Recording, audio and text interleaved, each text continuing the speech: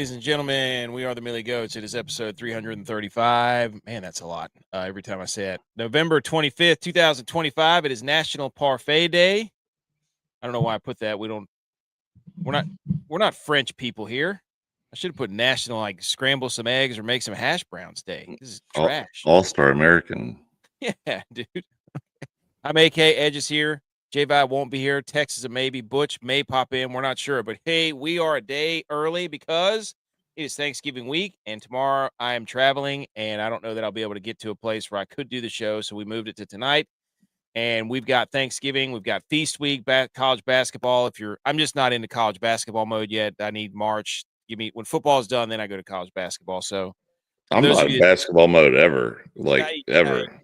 March Madness I love. Like, tournament time when football ends, the Super Bowl's over, and it's like, oh my gosh, what are we gonna do?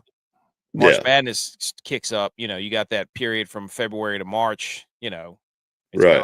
I could get that, but like right now, I'm just like, dude, I don't even want to look at ESPN highlights of basketball. No, there's too much. Football's right where it gets good. So, like, no, all due respect, if you're a basketball, if you're a basketball head, then good for you. But also, we're there. So you're listening to this. It would be on Wednesday instead of Thursday. But we're going to take you through. I mean, hey, come with us on Thanksgiving. Let's go. We got all kinds of Thanksgiving stuff to talk about. Football from the weekend, college football pick 'em.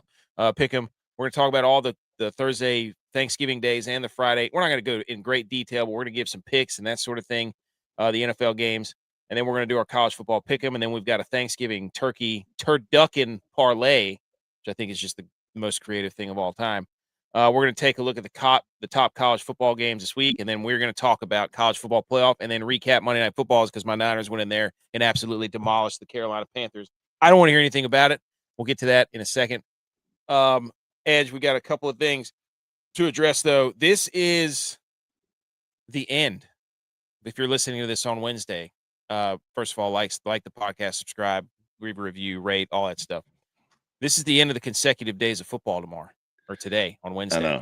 I know, dude. I said it last week. I said it was a sad realization when I was hooking up to the camper and bringing it home that it's getting close to that time where football's about to wrap up. That sucks. Yeah, and then it's get your hockey on, and then golf, and then slowly wait for football to be coming back on. Dude, I mean, tomorrow is the first day we do not have football in like a month and a half. Like, football every day until recently, until tomorrow. Like, that's crazy. And so I'm looking at it, I'm like, what am I going to do tomorrow? Well, I'll be driving, so that'll kind of lessen the blow. But, and also, what's up, Bobby? Bobby's here. He says, yo. Those of you listening to the podcast, the audio version, we do film in front of a live recording audience. B. McCormick's not here because he probably hasn't realized that we're a day early. We're probably messing up his schedule. Let's kick it off with this. We want to thank you to Howdy Hats at howdy.hats.nc on Instagram. They make these beautiful hats with the rope hats. Reach out to us if you'd like a hat. We'll tell you how to get one. We'll send them to you delivered straight to your face and then on top of your head. So probably within a year. Yes. Yes. I do the best I can between trying to set everything up and get all the stuff out. You know what I mean? So, but anyways, shout out Howdy Hats, headline sponsor, literally. Okay, let's go here. Pretty sure Dan Lanning. Before we get into everything, shout out to Dan Lanning for listening to the show, because Dan Lanning was quoted of saying, in reference to USC, let's get right into football. They're living off their history. Matt Leinart, he ain't walking through that door. Reggie Bush, he ain't walking through that door. Understand something. Why were you wearing black? You're going to a Trojan funeral. Now, that part we don't care about. The first part, what show says so-and-so ain't walking through that door? I think I can think of one. You know what I'm saying? It's usually Millie Goats, yeah. That's right. That's what I'm saying. Hunt it. He's here. Let's go. Welcome to the show. We're talking football. But I don't know what that view is, dude. J-Vi just texted us. I have no idea. StreamYard did something where they let people view in different ways. I have no idea what's going on. But Dan Lanning, thank you for listening to the show, because we spend anytime somebody names a school, we just start naming random players that played or graduated at that school. So thank you very much. But also, Edge, we're gonna do this real quick. Let's give people are gonna be listening to this around Thanksgiving. I want you to give a couple Thanksgiving no-nos and a couple staples. For my family? Either. It doesn't, just in general. You know what I'm saying? And then I'll go, or I can go and then you can go. Yeah, you might want to start this off, because I Okay, want to see how I need to tone mine down or not. The staple is, I don't care. I wouldn't say I don't care, but football on Thanksgiving. Staple. 100%. Yeah. Okay. This is not, some families don't watch football or didn't grow up watching football, and I'm not naming any names if you're catching my drift. But when the game comes on and the clock strikes 1:00 on Thursday, there will be, or there should be, football on your TV. Absolutely. Not Christmas movies, not holiday movies. Not going shopping. No. You have. No, you stuff your face to where you get that big, pot-bellied bulge where you can't take another breath without getting ready to throw up. Like, you stuff your belly that much, you go lay on the couch, you take a quick little snooze, and you wake up just in time to watch some face mask getting bit in half. Yeah, that's staple number one. You got to have things. Now, staple number two, I would say, in my opinion, would be gravy. I don't care what it is, I'm putting gravy on it. Like a staple for me. Which gravy? Brown gravy or sawmill gravy? Brown. It's got to be brown.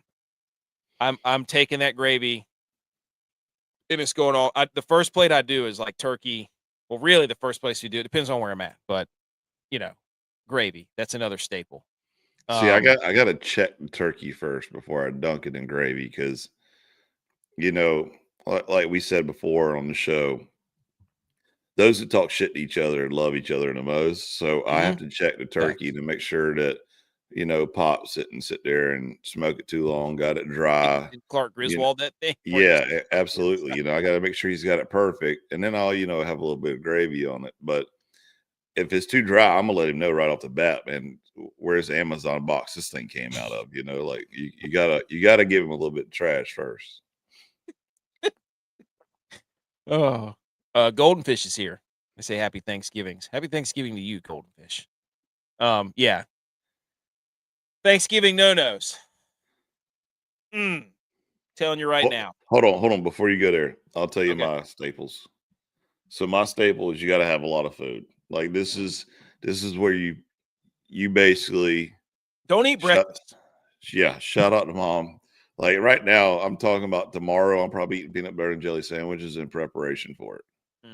Like, you got to plan it. And this is where my dad showed a two-handed plate grab, where you got the plate supported by both hands, and you just got a tower of food coming up. So shout out to him. That's which is always funny to me, because you can always go back and get more. I know. I don't get it. And every time I do it, I'm like, why did I do this to myself? But I have to do it just because it tastes so good. And I don't know why we can't eat like that the rest of the year. Like, why can't we just have some, some of the food that we have during like a half Thanksgiving? Yeah. Like halfway through the year, we just be like, in like April, I guess Easter. So here's my staples: food, football, and guns. Every year, me, my brother, and now our wives go out in the field behind Mom and Daddy's house and have a little skeet shooting contest. And so far I'm in the lead. He's got a new shotgun. Little D's got a new shotgun this year, so he's all excited about bringing it, and thinking that he's going to win. But hey, the champ is hard to knock off the top. You know what I mean? So is that you? Oh yeah. Okay. And the champ is here. And hopefully I can get my dad's old behind out there in the field too, because there's nothing better than, again, out there with the family with guns, just talking trash about how bad you are at missing something, Bad you are at anything, period. Yeah. TJ's here. Because we were talking about the Niners game, but he did exactly what he's supposed to do. He came up in the message and said, Brock Purdy is trash. And I said, if you only knew how much my phone was blowing up with that with those types of messages the last 10 minutes. I'm going to lead into it whenever we get to it, but he did exactly what a friend is supposed to do. Get up in there, get up in their face, and he was returning the favor because I told him that Dak Prescott was trash.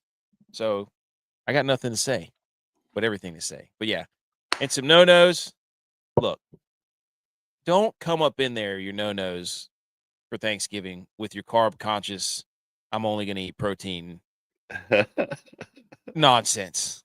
There's no diets at Thanksgiving. Like, it's over, dude. I'm eating pie. I'm eating potatoes. I'm eating it all. Like, yeah.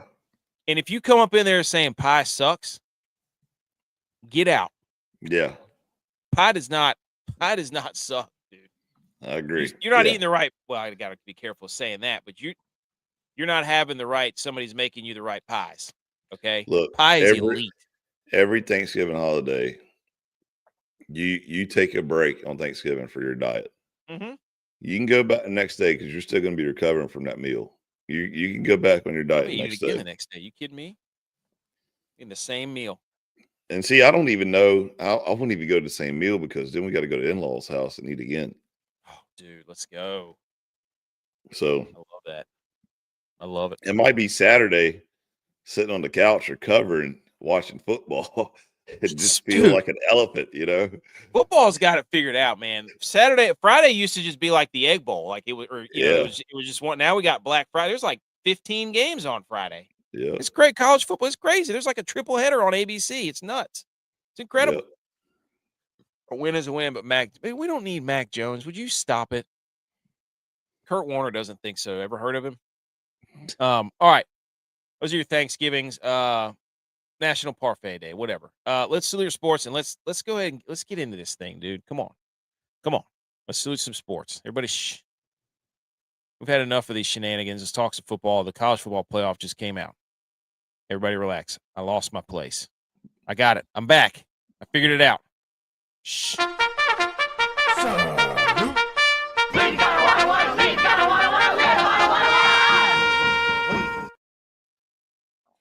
Boom! Here we go. College football playoff. Topic number 1, ladies and gentlemen. About what we expected, I would say. Yeah. Let's go. Ohio State, number 1. Indiana, 2. Texas A&M, 3. Georgia, 4. Texas A&M, 5. Number 6 is Oregon. Number 7 is Ole Miss. Number 8 is 5, not A&M. Oh, Texas Tech, sorry. Oklahoma, number 8. Notre Dame, number 9. Bama, number 10. Miami, number 11. And then the group of 5 representative is Tulane, which has got people sending shockwaves. JMU's not ranked in that spot. But no, the biggest shockwave is stop it with Miami. Just stop it. They're doing that on purpose, dude. Yeah, because they're listening to this podcast and they know to just get my blood pressure up every time. Yep. So, initial thoughts. Do you have any issues with the top 4? I think the top 4 where they're supposed to. I think it's solid. I think the biggest thing, the first thing, so when I was watching the show, which was hilarious because, I'm telling you right now, me and my kids, we've been together a lot. And I told my son, I was like, hey, I just want to watch this like 10-minute show. Can you kind of keep it down? He settle down. He wouldn't do it. And I'm like, damn, he's just like me. He won't shut up ever. So, and I love it. I love it, but it cracks me up whenever I get done. I just start laughing. He's like, what are you laughing at? I'm like, dude, I asked you to stop. Just hang on a second. But anyways, so I wanted to listen to what they had to say because I always love listening to their rationale of making this graphic. The first out is BYU and the second out is Utah. No surprise, 2 Big 12 teams. BYU went 10-2 last year and they got left out. They're 11-1 right now. They're going to get left out again. What else do they have to do? Shout out BYU. We got your back. You're in our top 12, and we got Virginia, not Miami, because Miami's don't even. Anyways, so this is my thing though. This is my thing. ACC championship comes up, right? Mm-hmm. Virginia and Pitt play. Just ride with this for a while, or SMU, but I got a feeling it's probably gonna be Virginia and Pitt. Virginia is probably going to win that game. And you're telling me they're not going to have a seat in the playoffs? It's going to be Miami instead. But that's one of the things they keep saying is like, oh, Virginia is going to be in that spot where Miami is, and it's like, well, put them there. They just said it tonight. It's like, just put them there then. Like, why? Yeah, why are they there? That's the thing, because they did this playoff so that they can quote unquote show some weight for winning your conference championship, and yet here we are, where you got Miami in 1, 2, 3, 4, 5th in the rankings of ACC. I mean, you might as well put a Clemson Paul up there. Yeah, I mean, at this point, why not? Yeah, DJ's right. He goes, no, JMU is absolutely criminal. You can't have, dude. I agree. I don't. I don't get it. I don't know what else JMU has to do or needs to do. I mean, I guess they didn't do enough against Wazoo, but whatever. It's just, I mean, maybe they're testing the waters here. They're putting this out, to see what everybody's reaction is, see everybody lose their mind, and then next week they'll fix it. Well, first of all, they put it in the middle of feast week at the halftime of a basketball show or in between two basketball games. Like, are you kidding me? They're trying to get people to tune into the basketball games, so you have to watch the college football playoff and be like, oh, I'll just leave this basketball game on. Like, no, don't basketball my college football playoff, pal. Don't do that. Just you got 700 channels. Just put it somewhere else. Don't put it between two basketball games. For real. What are you doing? Trip Irwin's here. He says Indiana being number 2 is insane. I mean, but I can't. I mean, they should be in the top 4, no question. Number 2, I don't know. I mean, but Texas A&M, what they did against South Carolina at home, you can't really give it to them. And Georgia, I'm telling you right now, dude, Georgia, we might be. If Georgia and Ohio State play in the second round or in the semifinals, that would be must see TV, dude. Like, that'd be crazy. Like, look at this bracket. Do you mean people didn't want this at one time? They wanted the computer to select 2 teams. What a bunch of idiots. Yeah. With all due respect. But look at this, dude. This is beautiful. It's beautiful. We could gripe about it, but the first thing Booger said whenever this thing came out was, this is why we need expansion. No. You don't need expansion where you just keep not rewarding wins and not rewarding conference championships. That's the issue you have. You don't want to stick to parameters. You want all this fluff that means nothing. Strength of record is measured by this team, and strength of schedule for this team, and resume for this team, and tape for this team. Like, you're measuring all these teams by different parameters. That's why nobody can agree. That's why conference championship has to be the epicenter. It has to be the nucleus. I mean, it says down there in the bottom right corner, must win conference. Yeah. Down there in the bottom right of your corner slide.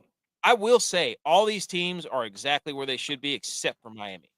Like, I think honestly, except for, I think BYU should be in there. I think BYU should be in there without a doubt. It's somewhere. They either Notre Dame spot or because Notre Dame's best win is Pitt. You know what I'm saying? I'm not 100% sold Notre Dame, but they're. I mean, yeah, they beat Syracuse by 70, but my goodness, it's Syracuse. Yeah, but it's a 3-5 Syracuse. So. Yeah, I mean, it's. I'm not saying Notre Dame's not talented, but I mean, tell me why they should be in there over BYU. BYU's got a better resume, my opinion. Because it brings people that want to watch it, I guess. I don't know. Unbelievable. Fan base. Man. They're independent. They started with that. Boogers, we need expansion. No, you don't. You don't need expansion. You need to have a system in place instead of changing the parameters every year. It makes no sense. He just said Carson Beck over at Miami is stealing money. It's madness. They said make Indy declare a friggin' conference. Who do they think they are? I love Marcus Freeman. It's gotten out of dude. I mean, it's gotten out of control. You're right. Like, Notre Dame just gets to lose 2 games early and then play nobody the rest of the year, and everybody's like, "Wow, they're playing great." It's like, well, yeah, of course they're playing. And they have talent, but who do we judge them against? The 2 teams they played that were good, they got smoked. They play an ACC schedule. Yeah. But they're scared to play everybody in ACC, so. Clearly. So, again, I like Marcus Freeman too. I think he's a good coach. But again, everybody looks and gets oohs and ahs at Notre Dame, and then they get put up against a team and they get boat raced because they look slow in the defensive backfield. They get torched, and you don't know that until, they're Jeremiah Love. I mean, what do they do outside of Jeremiah Love? That guy's a freak show. So, and they won't stop speaking of Notre Dame, they won't stop about the Notre Dame Miami stuff. They keep like saying that those two are going to be the ones that are head to head against each other going in and out. And then Joey Galloway's up there saying, we got to look at back then Miami was better, but now Notre Dame's better. And it's like, well, you can't just erase the loss that Notre Dame has to Miami. They beat them. I don't care when it was. Yep. So, they said Notre Dame, Miami, BYU, and Alabama are all in the same pool. But but they did ask about Ole Miss. They asked the guy who came on there. He made a 6-7 joke, the commissioner. They asked him about, did Lane Kiffin, does that have any rank? And he's like, we won't have any data points to judge Ole Miss on who they are without their coach. We can't just be like, they lost their coach and then not put them in because we have nothing to judge that off of. We don't know how they'll play without their coach. So, speaking of Ole Miss, TJ said off topic, but I don't know if you guys heard, but Lane Kiffin just closed on a house down in Baton Rouge. No. Well, hold on now. Look, is it confirmed? Hold on, TJ's an LSU fan. Okay, so he's all up in the message boards, reading this, reading it. He's tracking planes, and the question is, do they want Lane Kiffin? Does Lane want to go there? What's he do? What are you gonna do at LSU? Get what? Have 10, 11, one win or one loss and then leave or not make the playoff like he does everywhere else? What are you going to get with? I mean, what's he done? What is? I mean, yeah, he's a genius, but what has he done? What does he want? I'm not buying it yet. I'm not buying it till I see him in a press conference, and he's over there eating crawfish. But look, Oregon doing what they've done with all the injuries they've had, pretty impressive.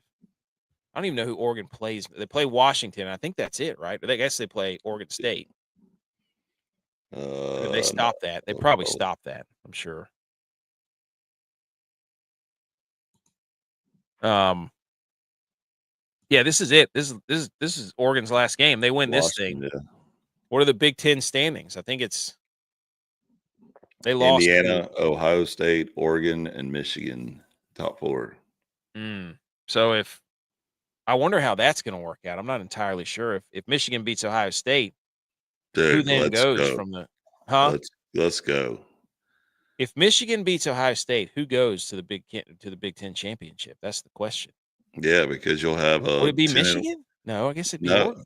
No, you'll have Indiana undefeated. You'll have Ohio State and Oregon both 10-1, and they'll be 7-1 in the conference. So it'll be a coin toss between those. Damn, and they don't have a head-to-head battle to flip it. So it'll probably be Ohio State going to Indiana. That's crazy, dude. The schedule this week is, oh my gosh, man, it's a thing of beauty. What else about this playoff? I mean, Oklahoma for certain. The crime in the century is going to be that they're only there. It looks like they're going to put 1, 2, 3, 4. They're going to try to get 5 SEC teams in there, which is BS because the Big 12. Texas Tech and BYU, it is an absolute crying shame that those two teams are going to have the seasons they have, play each other in the Big 12 championship, and only one of them is going to go. I agree there should only be one from the ACC. But the Big 12 should have 2 this year because what do you – like, it's bullcrap, dude, as far as I'm concerned. We said it before. We said it a long time before. We said it this summer when we talked about it. The easiest way to fix this is go win your conference and you're in the playoff. And then forget all this other, automatic bid crap and, strength of schedule. No, whoever wins their conference is going to the dance. I think it should be the 2 finalists. I think if you're both in the finalists, if you win, you get the home game. Or you get the bye. I don't even want that. I want a playoff to get to the conference championship. You go win your conference, and then you're going to the Natties.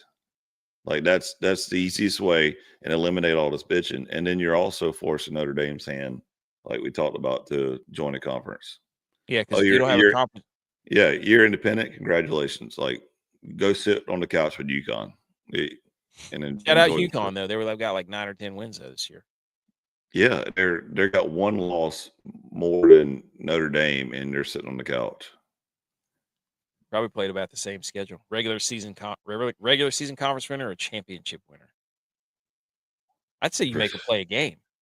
What's the point of? I guess in FCS they didn't do a conference championship game.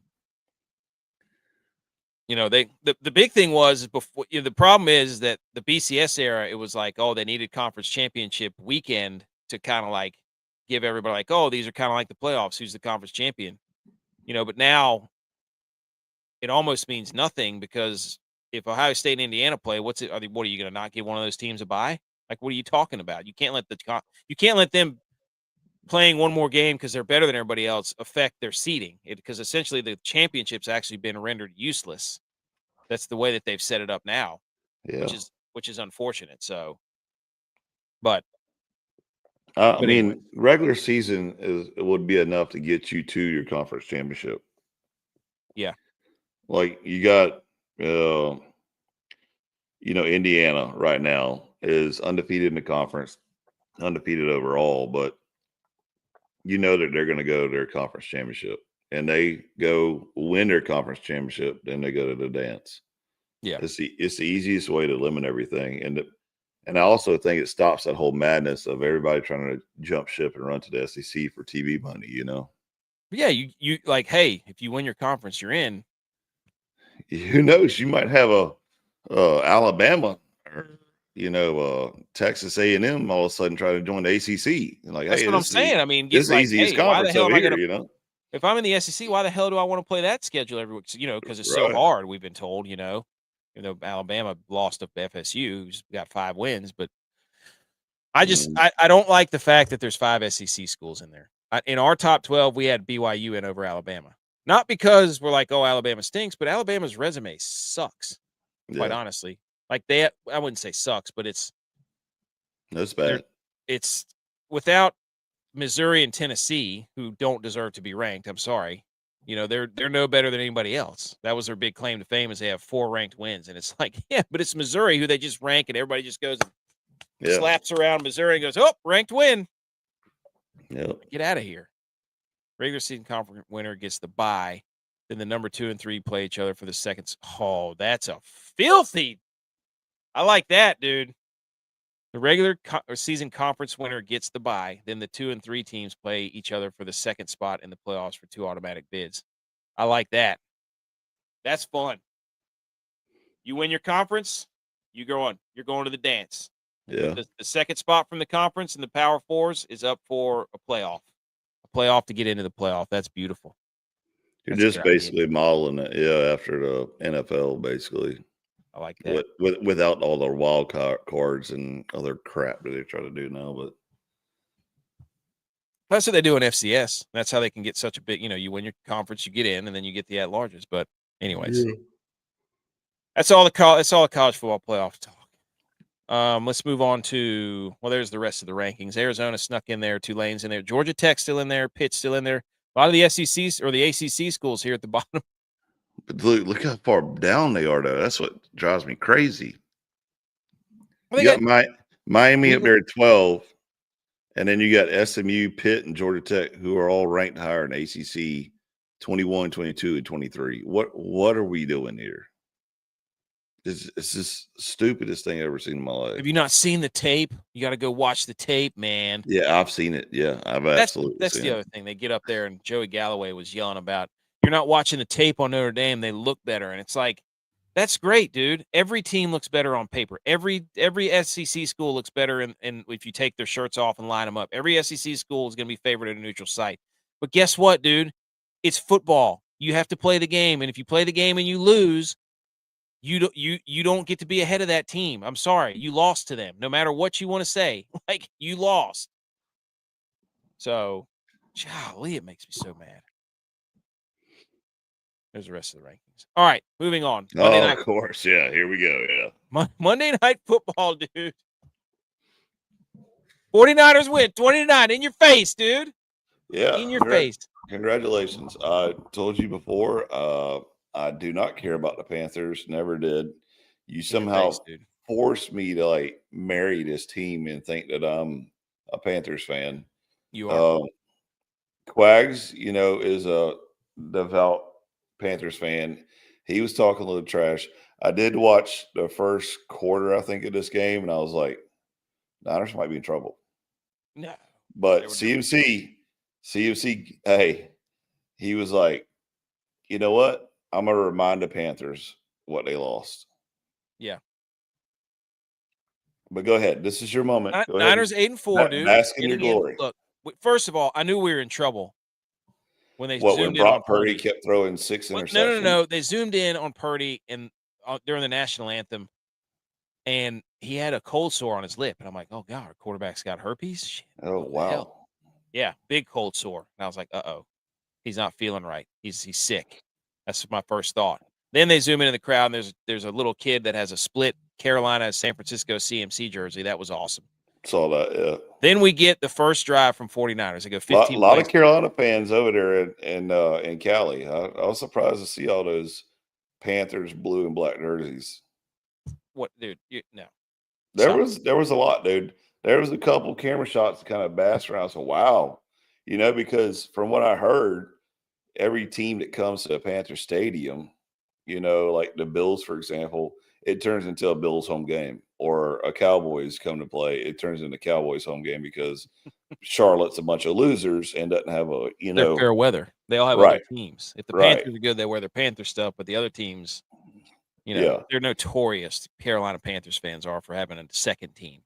Oh, gotcha. Yeah. Or a team they'd used to root for, and then the Panthers came along. Now they root for them. Mm-hmm. But so they go on the 15-play, 72-yard drive, third down conversions all the way up and down the field, 9-minute touchdown drive. Jennings, CMC had 9 touches during that. I'm sitting here thinking, I'm sending out text messages left and right, dude. I'm like, Purdy's dialed in.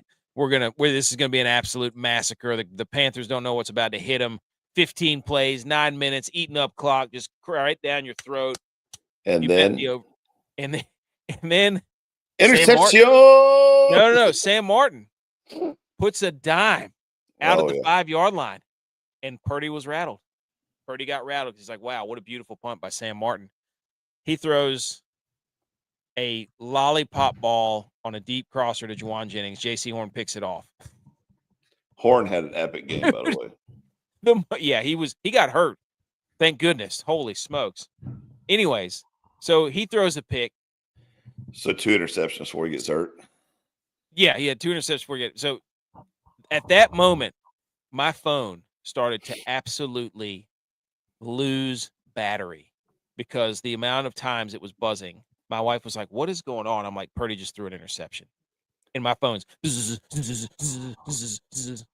I just sent out like dialed in, and then everybody in my contacts, it seemed, was just letting me have it. And they should. And I deserved it.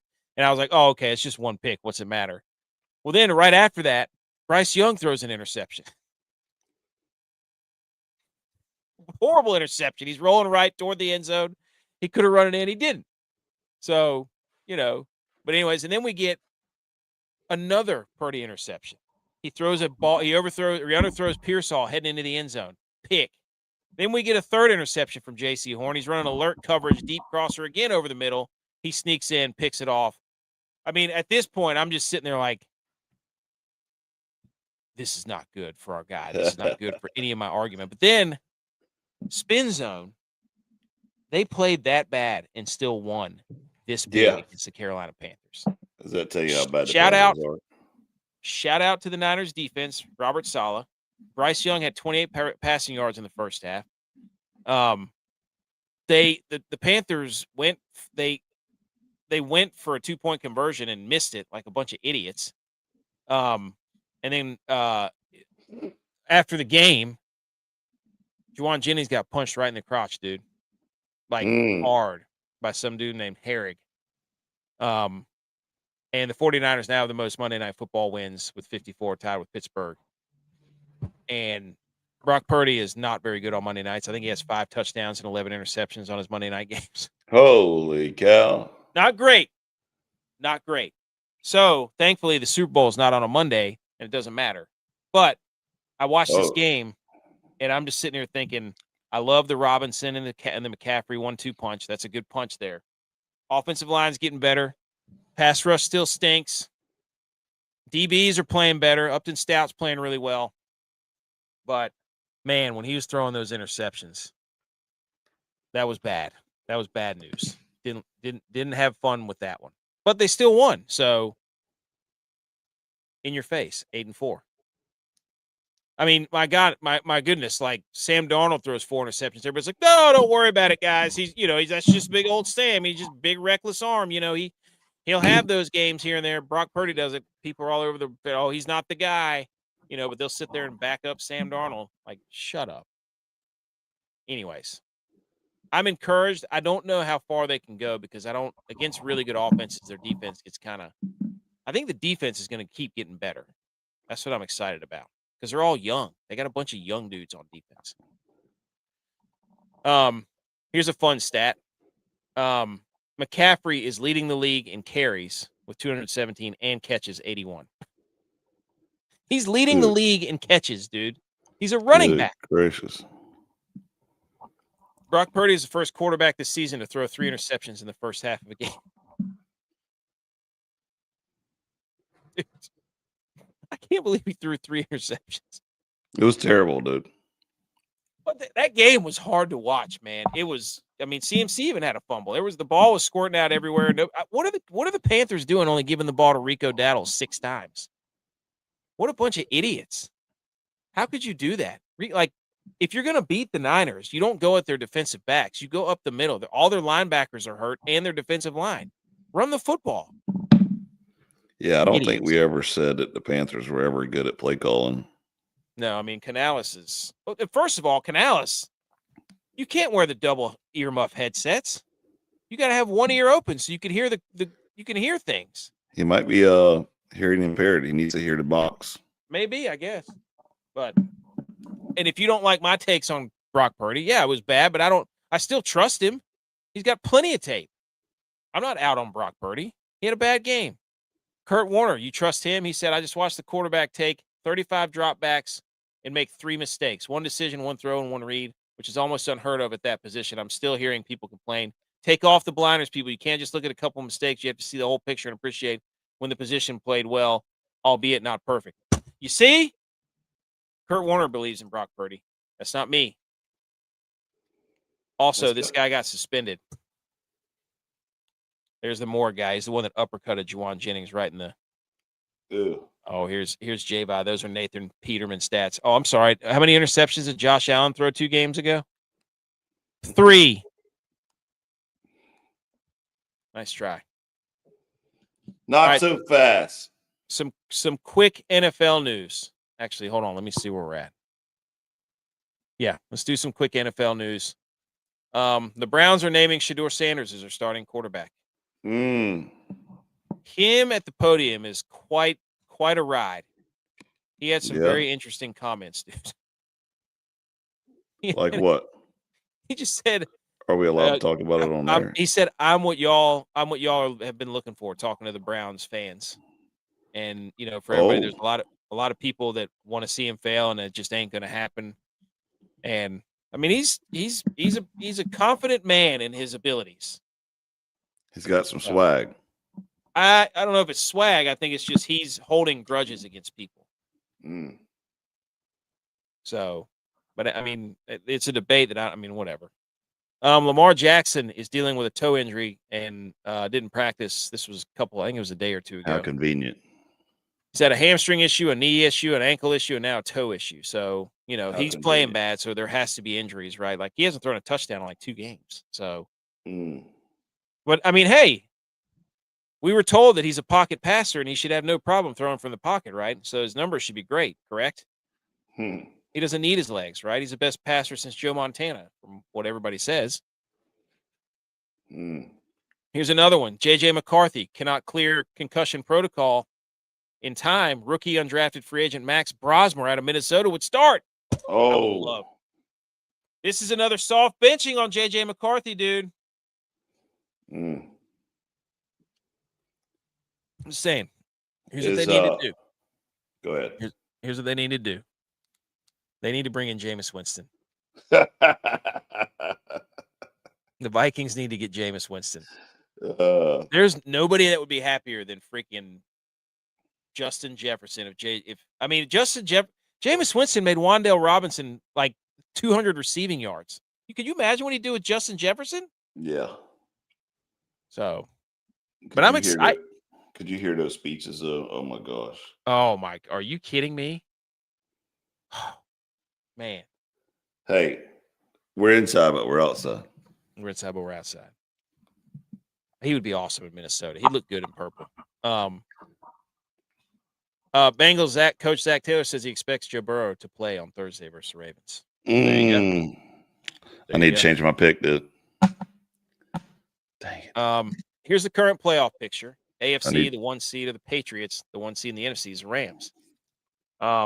As it stands right now, my 49ers are the 7 seed, just like the Buffalo Bills. The Cowboys are not in the playoffs. These matchups would be – there's a lot of green on this, a lot of green and red. Green, red, and blue. Yeah. A lot of green, red, and blue on this match. And the Super Bowl's got a lot of pink and blue, and yellow. That's a good point. Huh. Maybe if you mix the colors together, I don't know. That's really like blue. And purple. I don't know. Red and purple gives you pink. But Rams, Niners, Philly, Chicago, Green Bay, Seattle, and Tampa Bay. And then in the AFC, it's the Chargers, the Ravens, the Jags, the Colts. I don't know how the Bills and the Broncos. No idea how the Jags are in the playoffs. Hilarious. They're good, man. Awesome playoff probability by Sebastian at Mr. Case B on Twitter. It tells you with a win going into Week 13, with a win what the team's playoff percentage is, and with a loss what it drops to. So with a win this week against the Browns, the Niners would go to a 90% chance to make the playoffs. On Thanksgiving, with a win, if the Cowboys win, they have a 29% chance to make the playoffs. So they're done. If the Chiefs win, they have a 73% chance. So this is if the Cowboys lose, there's a 7% chance. What's the top 3 teams up there? Patriots, Rams, Eagles. They're all at 99%, and the Broncos too. They're up there. So this is a pretty awesome graphic. Yeah, that's pretty cool. So shout out, Mr. Case B. Go follow him. All right. Now, all that to lead into this. Everybody, shh. Football. Yay, yay. Okay, ladies and gentlemen. I love how you're just not hitting a football. Yeah. We've been talking about football the entire show. Gotta love it, dude. We need a producer. I'm not a good producer and MC or whatever you want to call it. First game up, 1:00 on Fox. Detroit Lions hosting the Green Bay Packers in NFC North battle. Let's go back and see. Oh, whoops. If the Lions win, their chances go up to 87% to make the playoffs. If they lose, it goes to 55%. If the Packers win, it goes to 92%.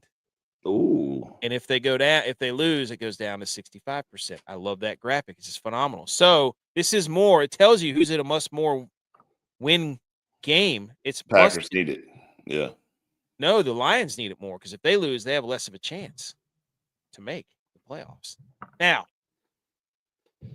the Detroit Lions have had Dan Campbell calling plays. Both of these offenses are in a little bit of flux. The Lions are coming off the Giants, who they had to beat in overtime. The Packers just played. Who'd they just play? Goodness gracious. It was a very inept offense. Cannot remember who it was. I'll tell you in a second. Go ahead. But you've got two teams that on paper, the Vikings. They played the Vikings, and it was the JJ McCarthy. Yeah. So, and the Vikings actually beat the Lions in Detroit. So you've got Jared Goff, Jahmyr Gibbs, Jameis Williams, St. Brown, so on and so forth. And then you've got the Packers, who can't figure out their offense. Emmanuel Wilson, he had a really nice day last week. The Packers defense supposed to be their bread and butter, their A game, this and that. So really, it's going to come down to, can the Lions move the football and run the football against the Green Bay Packers with Jahmyr Gibbs? Can they keep Jared Goff clean? Because this is a nasty pass rush, and Jared Goff is terrible whenever he gets pressured. We've seen it for years now. I don't know, man. I think this game is going to be awesome. I think I have the Packers covering. I think the Packers overall are a better team than Lions. Ooh. I really do. I have the Packers plus 2.5. So that would be Packers money line plus 125. That's a stout bet. I keep watching the Lions like they have escaped the last couple of games. They've escaped like bad teams barely. They got beat by Minnesota. They went in overtime. What was it, last week against the Giants? Right? Yeah. Which Jameis Winston led Giants.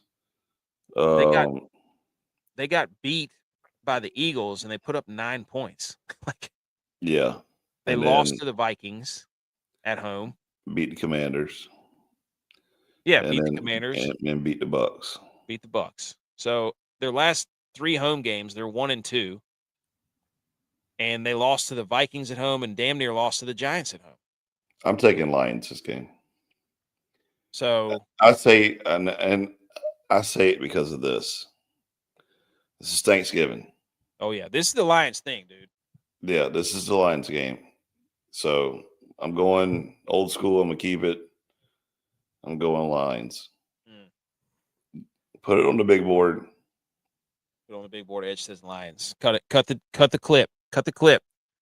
I'm serious though. I think the Packers defense is going to give them fits. They may, but the Lions ain't giving up on Thanksgiving, dude. That's a fair bet. But I can't wait to watch Jahmyr Gibbs. He is ridiculous. They've basically just kind of been like, all right, Dave Montgomery, thank you, for your service, but we cannot not give this guy the ball who can take it 80 yards at any point in time. It's incredible. I don't know. I think if this is a show me what you got Packers game is what this is. Like, because if not, whoever loses this game, I'm out on. Let's just say that. So we'll see. Anything else on Lions Packers? No. Okay. Next game. Holy moly, dude. The Dallas Cowboys did it. They have electrified Cowboys Nation. They beat the Eagles 24-21. They moved to 5-5-1. The Kansas City Chiefs come to town after a win against the Colts to get to 6-5. So both of these teams coming off wins to try to save their season. If the Chiefs win, their probability to make the playoffs goes to 73%. If they lose, it goes to 43%. Cowboys, if they win, it goes to 29% to make the playoffs. If they lose, it's pretty much over. So must-win game for the Cowboys. That's it. Just to have a shot. Yep. Look, 1-3 shot to make the playoffs. First of all, shout out for the over/under in this game. Saw that. Cowboys 3.5-point dogs at home. What's your initial gut? Give me your guts. Tell me about your guts right here with this game. Money line for Dallas is plus 160. I got a feeling, this is. Oh wait, this Kansas City plays on Thanksgiving and Christmas this year, huh? Yeah, Oh, dude, yeah, they're not losing Thanksgiving. Taylor Swift's going to be there to, be the super cheerleader. You're going to see TV on her a couple times. They're not losing Thanksgiving, and they're going to put a stamp on it that they're now America's team. Oh, this is the America's team game? It's got to be, yeah. I mean, love that. It's got to be America's team game because you're playing on Thanksgiving. You got the most eyes on you of the entire season. So love that. Both of them are practically a 500 team, even though it was a 6-5 and a 5-5-1. Yeah. I mean, in reality, this is two teams that aren't in the playoffs right now. Right, yeah. But it feels like this is it. Now, which Which quarterback is playing better right now? I think this is going to pain me to say it, but it's probably going to be Dak. It's going to pain me to say either way because I'm not a Mahomes fan, but Mahomes isn't Didn't really good right play now. that well last game. Yeah, he's not good right now. Are you like if you expect me to believe that they're going to be able to run Kareem Hunt against that? Like Kareem Hunt can't do that 2 weeks in a row. Are you on that short of rest? No way. So what are the Chiefs going to do on offense? Like Dallas's defensive backfield is like not. I mean, it's better now that they have all their guys back. Okay, but so I mean, listen, the Cowboys. listen to their previous games. Okay, and this is the Chiefs have yet to win an outright game since the Raiders back on October 19th because they beat the Commanders 28-7 right after that on Monday night. They beat the Bills beat them 28-21. The Broncos beat them 22-19. The Chiefs beat the Colts 23-20. So like all these games, they're like right there close at them. Yeah. I don't think they're that great, but I think there's going to be enough to beat Dallas and watch Jerry up there stuttering on Thanksgiving, about why his team lost and why they need a defensive end to fix their season that they just got rid of. Well, the thing is, too, is like the Chiefs are always going to be, they're going to take away whatever you're good at. They want to try to take it away. That's what Spagnuolo does. Yep. So I don't know are they going to try to take away Lamb and Pickens? And then what are they going to, I mean, obviously they could stop the run. They did that last week against Jonathan Taylor, but I don't know. I mean, it's going to be a fascinating game because it's going to come. I guarantee you it's going to come on the arm of Who would they put on Lamb though to try to stop him? I don't know. Like, good luck. I mean, let's not forget Ferguson in there too. But it's gonna. I mean, I think I'm so glad the Cowboys won. Like, I can't stand the Cowboys or the Chiefs, but I'm glad they both won because selfishly, I wanted this game on Thursday to really, really mean something. Like, at this point, 4:30, you're either eating or finishing up eating, or you're eating your second meal or whatever. So you get this whole second half to let your food digest and just sit there and watch the end of this game. Or you're eating pie. You know what I mean? Now, this is a fun stat I saw from Ian Rappaport. On November 4th, the Cowboys traded for Quinnen Williams and Logan Wilson. After the bye, Overshone came back. Revel, their rookie. Malik Hooker, their safety. Donovan Wilson, their safety. They all returned. So they got a bunch of people back in the defensive backfield. The improvement on defense has been noticeable. In weeks 11 and 12 since the bye and the trades, they're second against the run, allowing 45 yards per game. Tied for 8th in takeaways per game, tied for 7th in sacks, 7th in total yards allowed, 11th in points per game allowed. Before the bye, they were 23rd or worst in every other category. Can we also remember too when Tex and Butch at the beginning of the season had the Cowboys at like 13-3 or 14-3, ridiculous like that. Yeah, idiots. It's gonna be a fun game. This is a good. I'm glad they both won. Who wins? Chiefs. I feel like I gotta take the Cowboys. I keep betting for the Chiefs. I'm sick of them. I'm sick of them. I can't do it anymore. I'm taking the Cowboys to cover 3.5. And the night game, the 6-5 AFC North division leading Ravens, who have been, Dude, shout out these over-unders. I like it. You see that? 52.5 over-under. Ravens favored by 7 at home. I'm changing my pick. Originally, I had picked on the Ravens on this one. I'm changing it though because Joey Burrow is coming back, so I'm gonna take the Bengals on this one. And you got Lamar out for his toenail. He's not out. He's just. I mean, yeah. He's hurt. He's limited. So that's why he's not playing well. Whatever. It's an excuse for a loss, is what it is. And Joey B's going to come back out there and just run it down their throat and throw it down their throat. So Jamar Chase isn't playing though. I'm still taking. Oh wait, no, wait. I think he's back this week. I'm still taking Bengals all in. Let's go. It definitely, like, Joe Burrow and the Cowboys, they save Thanksgiving. Like the Bengals defense stinks. If the Ravens can't score points against the Ravens or the Bengals defense, who did we just the say? Bengals are terrible this year though. They're 3-8. Oh my gosh. Yeah, they're not good, but they still could win the division. Okay, let's go to our playoff predictor. If the Bengals win, their chance goes to 4%. They're done. If the Ravens win, 81%. If the Ravens lose, it goes 57%. So, should I stick with my original gut then? I don't know, dude. Joe Burrow is walking through that door, but shout out Dan Lanning. Did you hear that? But the Bengals, their defense sucks, dude. Their defense stinks. So if the Ravens are going to have an offensive resurgence, now here's what happened. Remember, the Ravens took all the games out of the locker room, and so since they did that, their offense has stunk. Their offense isn't fun anymore because they took all the games away. So yeah, God dang, this is a tough game to pick. Who are you going? I'd probably take the Ravens. No, actually, I'll take the Bengals to cover is what I do. It's AFC North. This happens every time. Who would you go money line though? Money line? I'd probably take the Ravens. Yeah, I think I'm gonna go Ravens too. There's no way the Cowboys win 2 high-profile games in a row.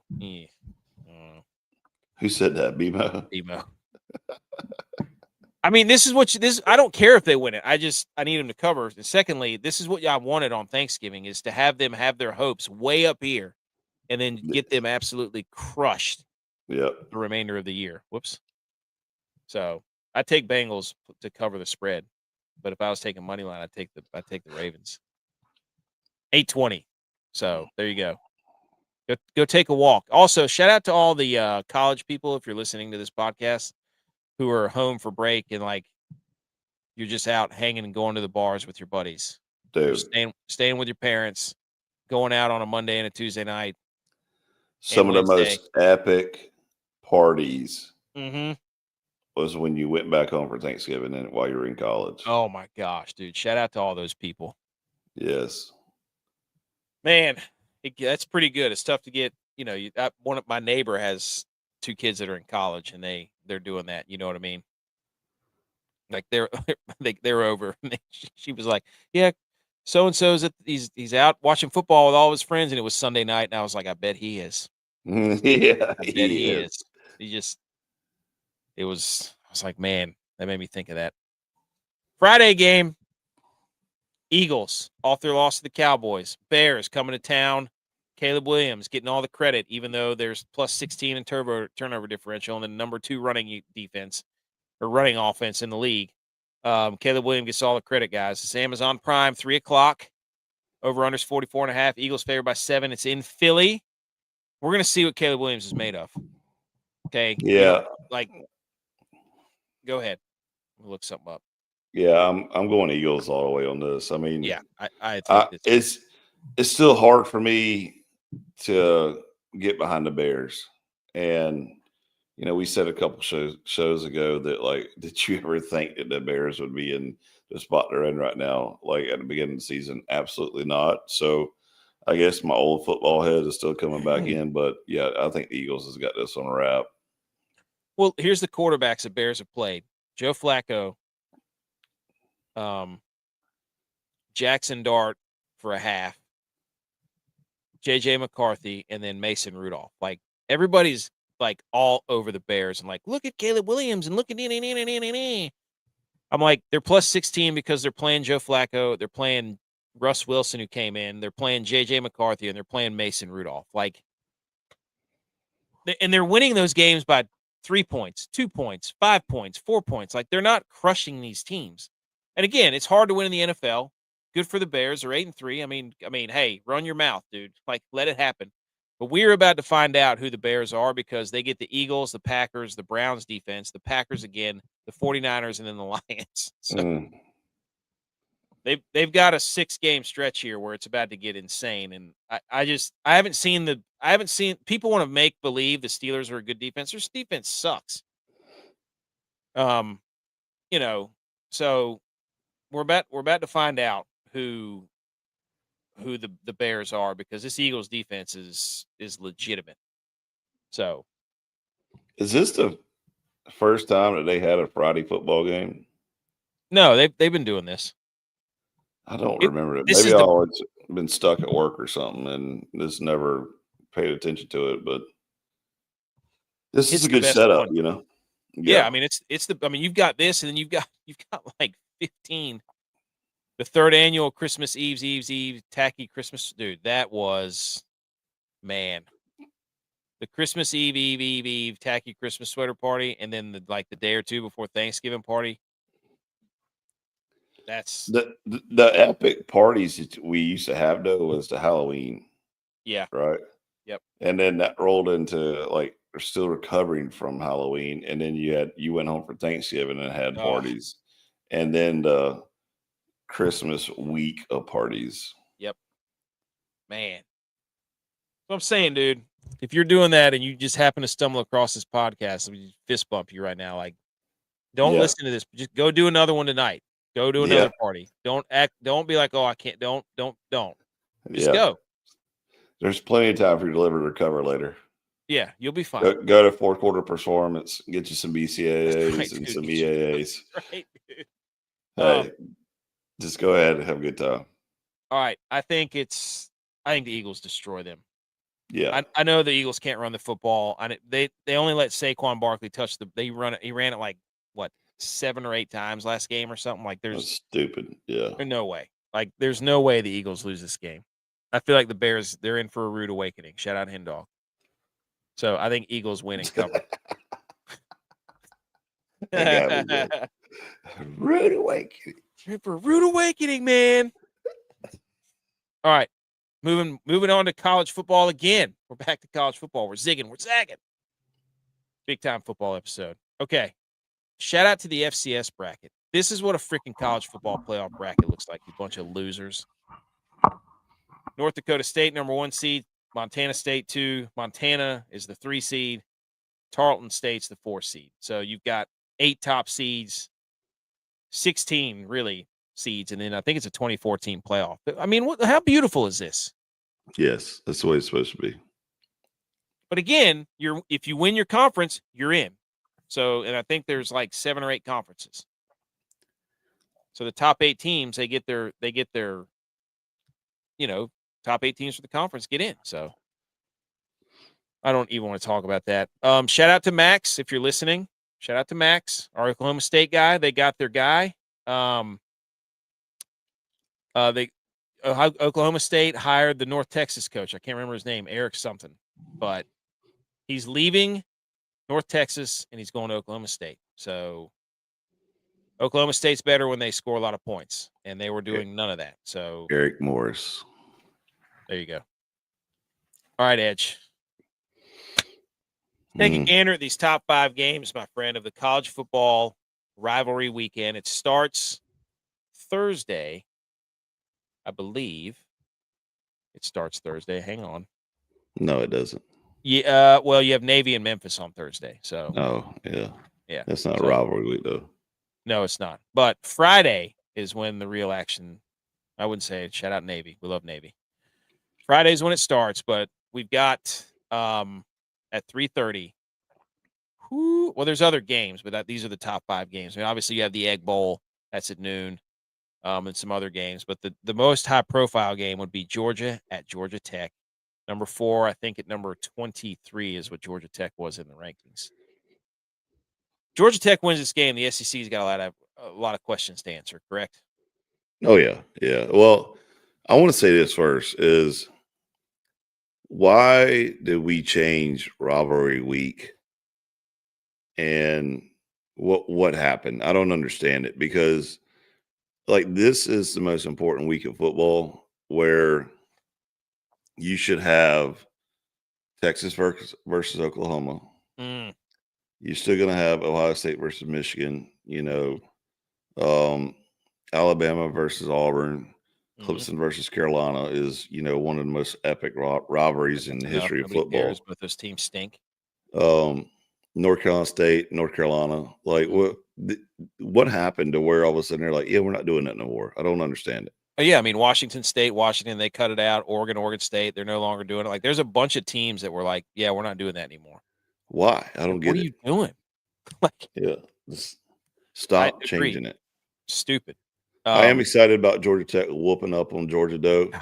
Dude, their defense is so bad, but at least it's in Atlanta. So Yeah, if this happens, this is going to be the most epic football game Georgia Tech will ever play in the history of man. I mean, if Georgia loses this game at Georgia Tech, you're going to have their two of their top teams have lost football games to middle of the pack ACC teams. What's I going don't to know happen? how you defend that. What's going to happen though is if Georgia Tech beats Georgia, you're going to hear immediately the press conference following the game, Kirby Smart getting up there declaring why he believes that Georgia still should be in the college playoffs. And then you're going to hear some other talking head of the media say, well, yeah, I agree with him. I think Georgia still deserves to be in there. You can't. They had X players hurt. They had all these excuses.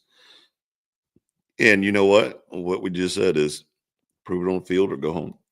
Well, what you can't do is sit here and spend 14 weeks bashing the ACC, telling them they're nobodies. That's right. That's and right. then turning around and being like, that was a quality loss. And, our only loss was to number 23, Georgia Tech, and number 8, Alabama. It's like, you either think the ACC is a joke or you don't. You can't have it both ways. So, I think in reality, Georgia's got this game in the bag. Probably Georgia Tech's defense is awful. Yeah, and those are some big dudes in Georgia. Yeah. Like those are. That's a good point, Josh. Josh says there's no money in it. Good point. You're pushing a house, but yeah. And then we get Texas A&M at Texas, and this is Friday too. I mean, there's some bangers on Friday on ABC. You get the Egg Bowl at noon, then you get Georgia Tech at 3:30, then you get Nestle in 7:30. You get Texas A&M Texas, and you get Texas A&M's favorite on the road. So, but this sucks because if Texas wins this game, we're gonna have to sit here and listen to that trash about how Texas should be in the playoff. Like, come on. No, A&M's got this covered. So it's going to get nasty. Texas might win the first half, but A&M's got it. And then you got Ohio State, Michigan. Like, look, this is the one game that I circled that I can't. You can't pick a winner. I can't. I don't. My wife, she said something. She sent me this picture of something to do on Saturday. That was like an air show, and I was like, you do realize that Ohio State and Michigan play at noon on Saturday. We're not going in. The only show we're watching is that show for 3 hours. So, but anyways, this game, you don't even need to talk about it. It's just Ohio State, Michigan's incredible.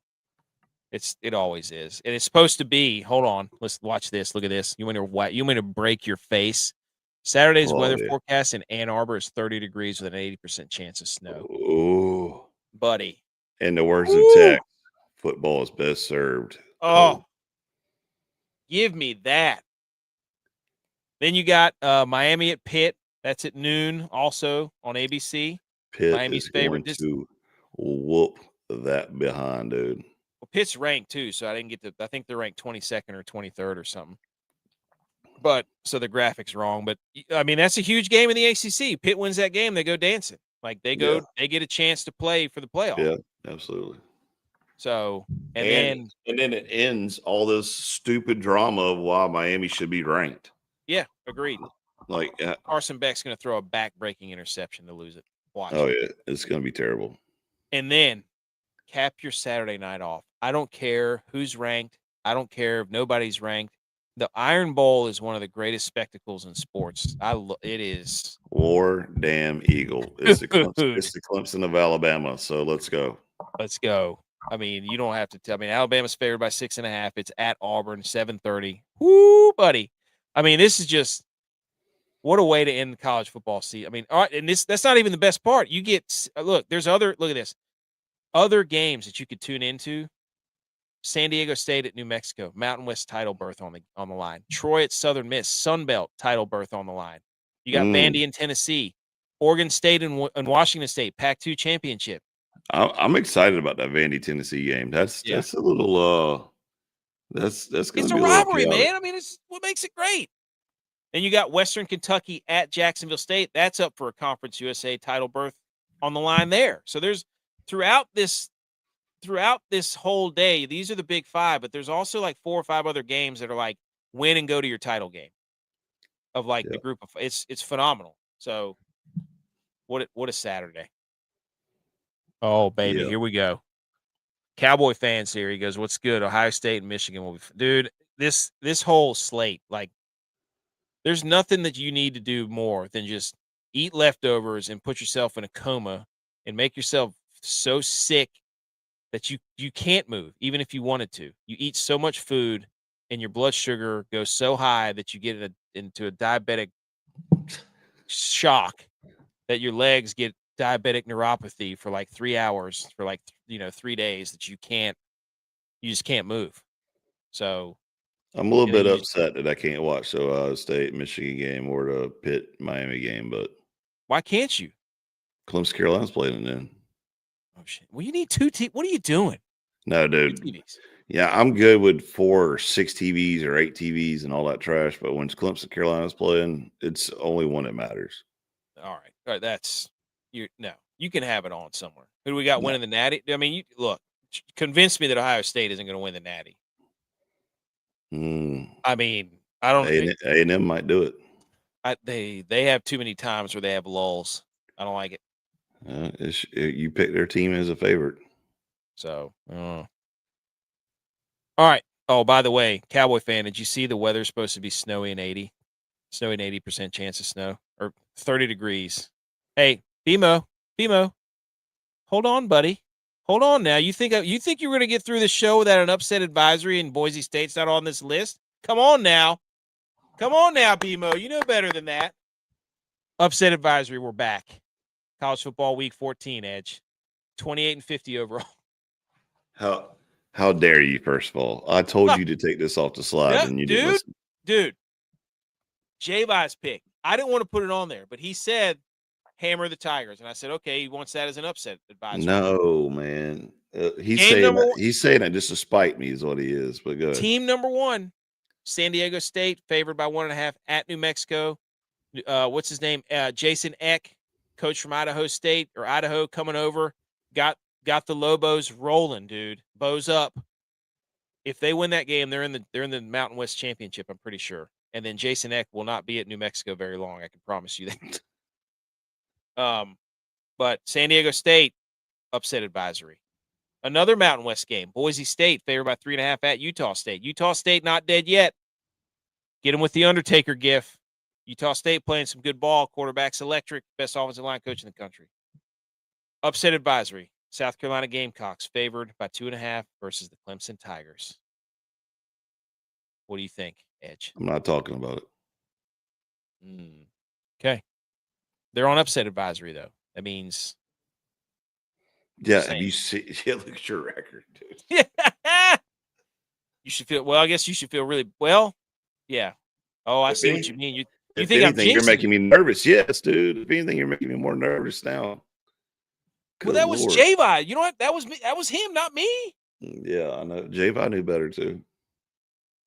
Western Kentucky. Where's our guy? Where's AK fried meat or AKC fried memes? Western Kentucky going into Jacksonville State. Conference US title berth on the line. -2.5. You're not beating the Gamecocks, dude. Georgia Tech losing to Pitt was so infuriating. Trap game. It was so infuriating. And then Haynes King threw that pick 6. They were about to bring it to a 1-score game, and he threw a pick 6, and they're up down by 14 again. Miami's on upset alert, 6.5 point at Pitt. Okay? Absolutely. Confident. And I'll give you that one. People are going to get really mad, but I think Ohio State's on upset advisory at Michigan in the elements. They're favored by 9.5 just because you haven't beaten them in 4 years. There's an entire class of incoming freshmen or outgoing seniors that have never seen Ohio State beat Michigan. Like Jim Harbaugh ain't walked through that door. He's not, but it's in Michigan. If this game was Ohio State, I'd be like, it's a blowout. It's a 3-touchdown game. Tom Brady ain't walked through that door. Pitt will blow a big game 99.33% of the time. 99.34 is higher. Telling you right now. So that's upset advisory. All right. We're going to pull this down. We're going to do our college football pick 'em real quick, Edge. Then we got a special Thanksgiving Day turducken 6-leg parlay that we're all going to sweat together on Thanksgiving. It's going to be absolutely incredible. We only pick stuff from Thursday's games instead of the picks of the week. We'll get those out later because we had to adjust some stuff to earlier in the show, to earlier in the week. So let's pull up. You know what? I'm going to play the electric guitar, and we're gonna pick some freaking football games right here. Hang on. I'll tell you right now, I'm fired up to pick some football games. We're 15-15. We are back. We started off 6-9. We employed a new strategy. Now we're 9-6, and now we're back to even. So this is our chance right here to show who we are and what we're made of. Everybody.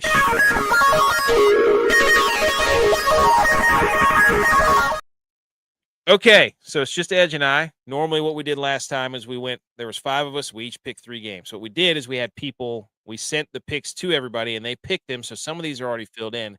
And the order we went was Butch, Tex, Edge, J-Vi, and then me, AK. So right out of the gate, Butch P got the first pick, and it's Ohio State. We don't pick these games, okay? This is the CBS Pick'em contest. They supply 15 games.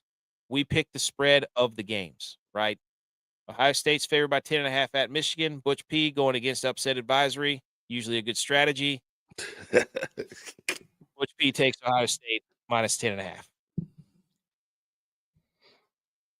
Tex was supposed to pick South Carolina and Clemson. Also, you know what? We'll let BMO pick. We'll let BMO be Tex because that's the only one we're missing. I'm pretty sure J-Vi sent his in. BMO, you're picking for Tex. Oh, my gosh, this is going to be incredible. BMO's in the comments. BMO's in the chat. Cowboy fans, the CFP rankings have been doing Oregon dirty. Well, they have a lot of injuries, though. A lot of injuries. We'll let the chat pick Texas pick. How about that? And we'll put Tex versus the chat. Cowboy fan, South Carolina might upset Clemson. It's a Cowboy fan. That's what he said, dude, not me. So we'll leave that. South Carolina versus Clemson. South Carolina's favored by 2.5. They're at home. We'll let BMO or the chat or somebody pick that game, and we'll come back to it. Edge, you're up. You get at high noon the Kentucky Wildcats. They're still keeping rivalry week going. 5-6, coming off an absolute shellacking at the hands of Vanderbilt. They get to take on Louisville, who got also shellacked by SMU. So 2 loser teams from Kentucky going at this pillow fight. Louisville had a chance to win the ACC. That's out the window. They're favored by minus 3.5 at home. So Louisville. Okay. Oh, BMO pick is in. He says ACC for life. Only one Carolina. No matter how many times Edge calls the Gamecocks, Carolina, go Tigers. BMO is picking Clemson. So, yes, this is going to be great. BMO is going to pick all of his teams. Oh, Cowboy fan agrees. Louisville's beating UK. There you go. Miami, 12 o'clock also on ABC. This is J-Vi's pick. J-Vi's pick. He took Miami minus 6.5 versus Pittsburgh, also going against upset advisory. What's he getting? Yes, dude. Look at us. Look at our show being in unison. If you come here for advice, which we told you not to do, you're going to leave just as confused as we are. So. All these jabronis wait till I send out upset advisory, and then they just pick the opposite of upset advisory. BS, man. This is just a massive game. He said Miami and Pitt will be a great game. It should. I hope it is. I really do. I hope it's snowing there too. This is a crying shame here, buddy. I get Houston at noon. I get the Big 12. Houston's got 3 losses. Baylor's done. They're terrible. They were my dark horse to win the Big 12. So I'm up against a rock and a hard place because Houston's playing for nothing. This is probably Baylor's senior day. Baylor's favored by 2.5. But Baylor looks to be really bad. Every time you pick Houston, it never worked out for you. You know what? I'm doing it. Houston. Houston, give me the road dog plus 2.5, baby. They had it last week. They let me down. But I believe in Houston. Come on. Over Baylor. And then Butch P, he took Big 12 matchup again, Saturday at 1 o'clock. UCF is a 17.5-point dog at BYU. And Butch P took BYU to cover that, and I agree. I agree with that. BMO, you're up again. LSU versus Oklahoma. Yep. 10.5-point favorites are Oklahoma. They're ranked 8th in the country, firmly in the college football playoff, coming off a big win against ranked, quote-unquote, Missouri. Thank goodness we don't have to deal with that anymore. 9-2, Oklahoma Sooners, taking on the LSU Tigers, who'd they just play? They had a big game against somebody. No, I'll look it up for you. It was pretty close. But anyways, they I feel like they hung around. It was Western Kentucky. They barely beat Western Kentucky. I remember I was watching that game. They were starting a new quarterback. Also, somebody else starting a new quarterback. Oh, that's in the Iron Bowl. Yeah, there you go. Cowboy fans is Western Kentucky. The Hilltoppers, baby. That'd have been awesome if they would have won that game. So BMO, or maybe even Cowboy fan. Do you want Oklahoma minus 10.5 or LSU plus 10.5? I know what I would pick. Edge. Yeah, buddy. Back on the clock, 3:30 Saturday. Cincinnati plus 4.5 at TCU. TCU's favored by 4.5. It's hard for me to buy into the hype of Cincinnati right now. I'm going to go to Horned Frogs, Texas Christian. I agree. They just beat Houston on the road. Quarterback Hoover was actually slinging that thing. You know what, Cowboy fan? He says Oklahoma. Guess what? I would agree with that. I agree. I hope the chat goes 3-0, and then we can bench Texas. Tell Tex like you're no longer needed. Thank you. I hope the chat goes 3-0. This is J-By, correct? Yes. Yeah, J-By, Saturday, 3:30. Tennessee, Battle of Tennessee, state championship, number 14 Vanderbilt, 9-2. There you go. 9-2, going into Tennessee, into Rocky Top. 8-3 Tennessee, 19th in the country, favored by 2.5. J-By going with his second love. This dude is a Tennessee homer. He is definitely a Tennessee guy. Yeah, he can't help himself. J-By picks Tennessee minus 2.5. This should be a very entertaining game, just from conflict of styles. You know what I mean? Yeah. Like Diego Pavia coming off like a 500+ yard game, and then Tennessee and Joey Aguilar love to sling that thing all over the field. It should at least be pretty fun to watch. So I just don't know how you could not want to watch all these games. You know what I'm saying? Bima said Boomer Sooner, Dabo coaching tree dub, go Clemson Tigers. OU is an embarrassing landslide. Boom. There you go. Okay. Agreed. All right. This is you. This is me. Number 6 Oregon, 10-1, 7.5-point favorites at Washington. Washington 8-3. Been close. Washington's been close. Oh. There he is. Friday AKC, you must have heard your ears burning, my friend. I was just asking where you were. I had Western Kentucky is on upset advisory against Jacksonville State. I'll show you the graphic in a minute. Oregon.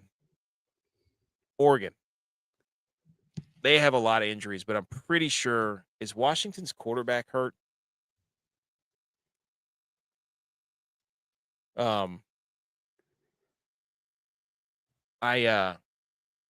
think he's hurt. Is he going to play? I know he wasn't playing the other day, but he is having quite. Yeah, he left in the third quarter. Last game. Concussion or what? I don't know. But if he's playing,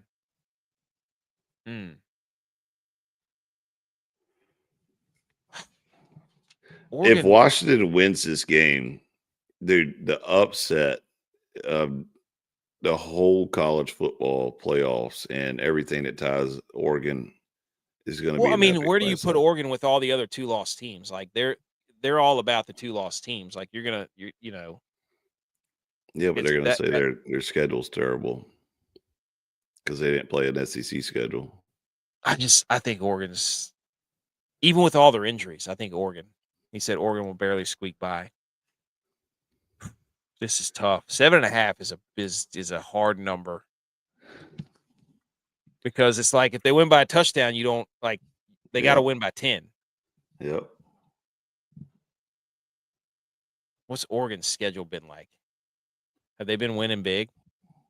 I'll look it up for you. Yeah, that's my like. Are they? I know they just beat USC. They beat Wisconsin by 14. They beat USC by 15. They beat Minnesota by Iowa. They had trouble with. Man, I think you're good. Good, go Oregon. I think so too. I think that's a tricky number. Okay. That brings us back to Butch P. We're taking Oregon at 7.5 on the road. Ducks fly together. Let's go. He said, does it matter? Damn right there. I told you, dude, I got the graphic. I believe in Jacksonville State. You've convinced me. People keep doubting the Jacksonville State football team, and I think they're going to win and go to the Conference USA title game. I believe. Butch P took Florida State at Florida plus 1.5. Who cares about this game, even though it is a rivalry game?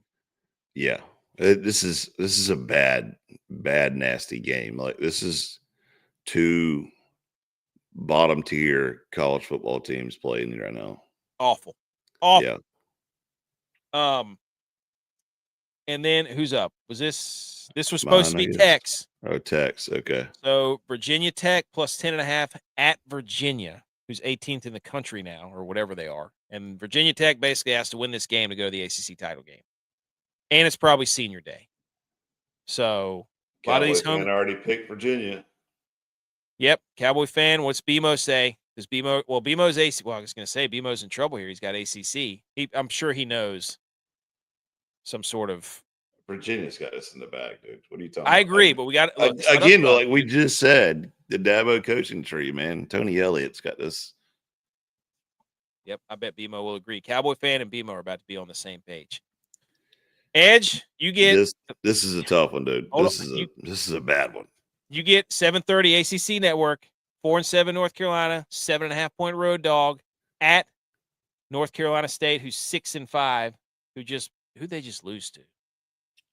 No, they just beat somebody. I'll look it up for Florida you. State. Florida State. They beat Florida State. Oh yeah, that doesn't even count. But they're 7.5-point favorites. Let's go. This is tough, dude. I don't know because I hear text in the background saying North Carolina State, North Carolina State. No way, dude. BMO, no way, no way. Friday KC. Is it Virginia Tech, Virginia? We got one for Virginia Tech, one for Virginia. Who do we pick? That's supposed to be Tex. He didn't submit his picks. So you got to break the tie Friday, KC. Come on, help us out, Jack State. VT already had their coach bump last game. That's true. And he was sitting in the box doing interviews on TV instead of being actually like on the field help coaching or either up in the box help coaching. So no, I don't believe this. Virginia's got that in the bag. But anyways, this is a tough one because I hear text in the back of my head say North Carolina State. I hear BMO in the back of my head say North Carolina. I got a feeling North Carolina State's going to. Oh. He said NC State will win this big. There you go. There you go. Yeah. Hey. Oh, Wolfpack. Don't they do this? Yeah, they do that. That's what they do. That's what they do. He goes, that the does it matter comment was for the Washington QB, but that's the energy we need this week. Hey, dude, I've been following Jack State. I'm telling you. Wolfpack. See, Cowboy fan. Jack State memes. You need to tell us Virginia Tech, Virginia. We need a coin toss for Virginia Tech. And then the Iron Bowl. J-Vi got this one. Saturday, 7:30 ABC. Yep. There you go. Sorry, BMO. The verdict's in. Virginia all day and twice on Sunday, says Jack State memes. AKC. Virginia it is. Cavaliers. Go Hoos. J-Vi buying in the Kool-Aid, baby. He gets the Iron Bowl. Alabama, number 10, on the road at Auburn. Auburn starting a new quarterback. Freshman guy that played him last week, scored like 4 or 5 total touchdowns. J-Vi went with the dirty Auburn Tigers, war damn Eagle. He thinks they're going to upset Alabama in the Iron Bowl. All chaos is going to break loose. Alabama's out of the playoff with 3 losses. Auburn has nothing to lose. They have nothing else to play for other than to ruin Alabama's season right now. This is going to be one of the most vicious games on television. And I love it. It's going to be incredible. There you go. Cowboy fan. That's what I'm talking about, baby. He says he's got Auburn with the upset. I think everybody you remember last year? Or was it a year or two? Was it a year last year? Where Auburn let Jalen Milroe like run around for like 15 minutes and then throw the football. Yeah. Do you remember that? Yeah, I do. I think it was 2 years ago, wasn't it? Was it 2 years? Yeah, it might have been 2 years ago where it's just like Auburn rushes 3 and Jalen Milroe just runs around for like 40 seconds and then throws a Hail Mary to the back of the end zone. So there you go. Auburn's defense will give Bama a fit. And they got that. Everybody's pilot. Look, we're all riding this together, ladies and gentlemen. We're all riding this together. Come back Sunday night, maybe before then, and let's all have a champagne shower together. Let's go. Auburn plus 5.5. Isn't it if Auburn wins, they go take toilet paper to the trees on campus or something like that? Hey, so this is for a bowl game. Bring your TP Sunday night. Senior day, baby. Senior day. Oh God, he said that's night game at Jordan Hare is almost as powerful as a home game at Amherst, which is Jacksonville State Stadium. I love this dude. This is one of the best accounts on Twitter. He's an absolute electric factory. Dude loves his school. I root for Jacksonville State now too because of you, dude. And I'm an App State guy. But we got nothing to root for recently. Last game, 7:30, Rose Bowl. This is a Rose Bowl, isn't it? Isn't this at the Rose Bowl? UCLA. Yeah. At USC. USC is favored by 21.5. That's a lot of points. Come on now. UCLA sucks. So come on now. Hey, Trojans. Give it to me. Yeah.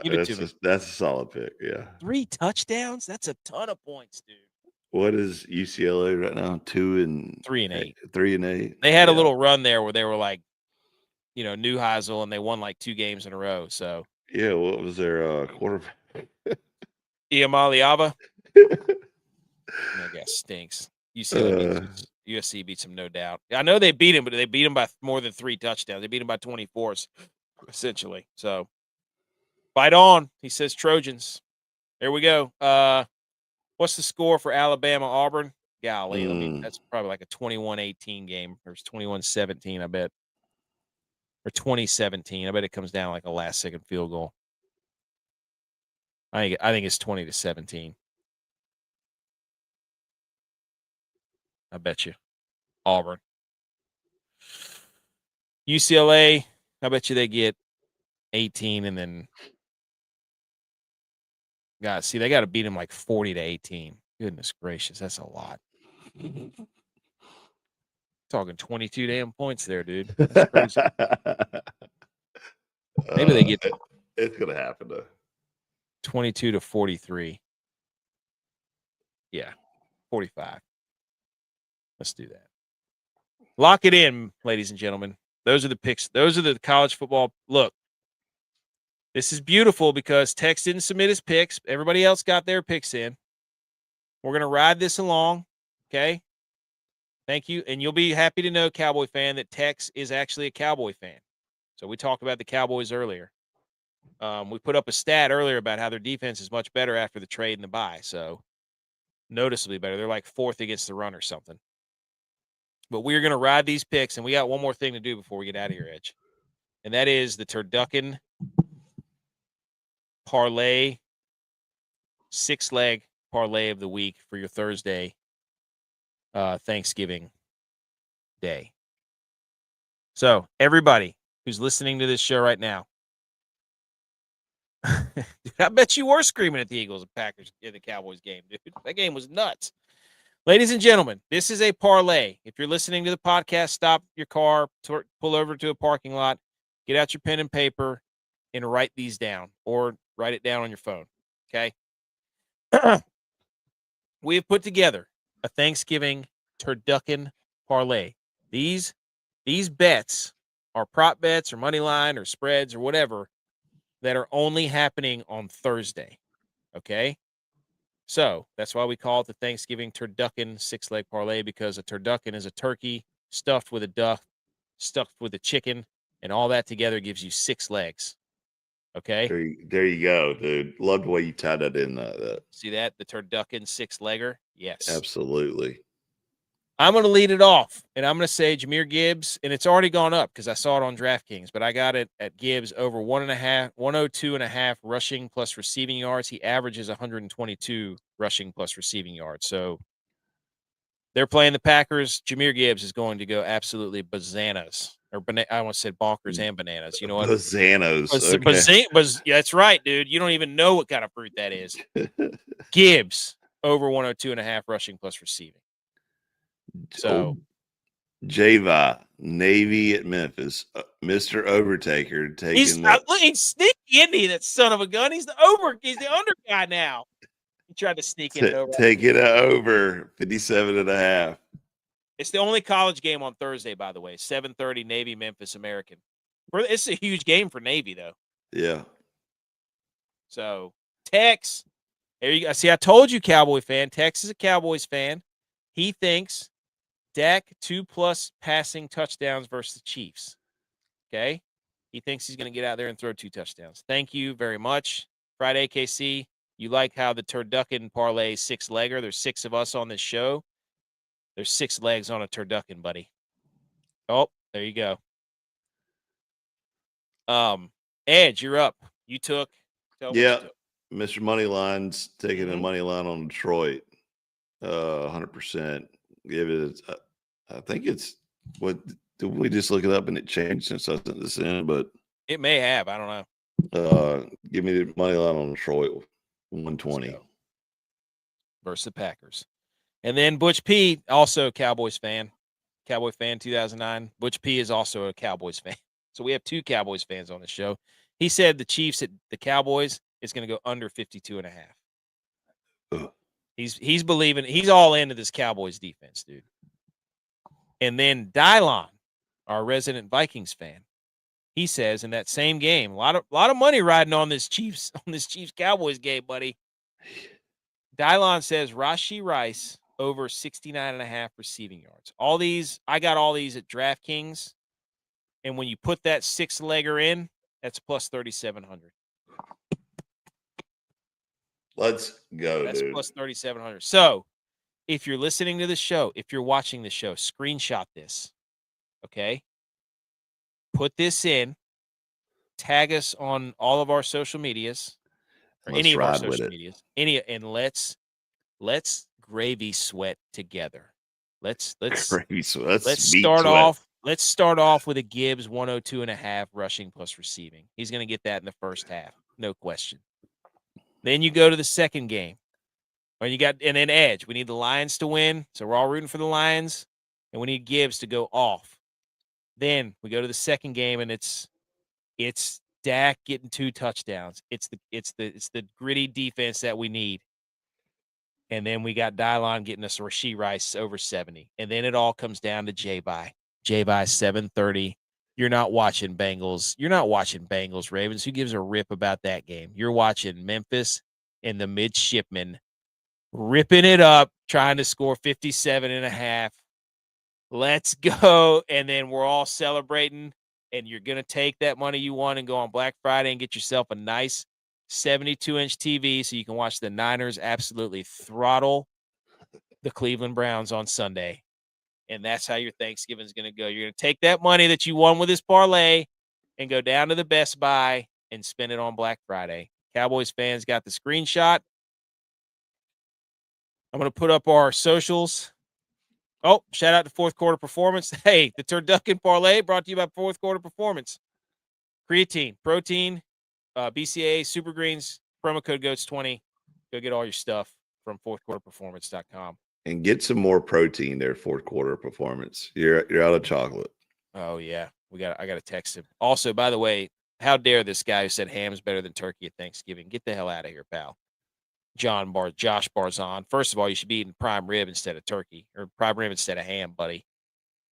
I feel like Christmas is ham. Look, all right. So now that you've got that parlay, you screenshot it, you're going to put it in. We're all going to sweat it together. And if it's dead in the first leg, Edge and I apologize.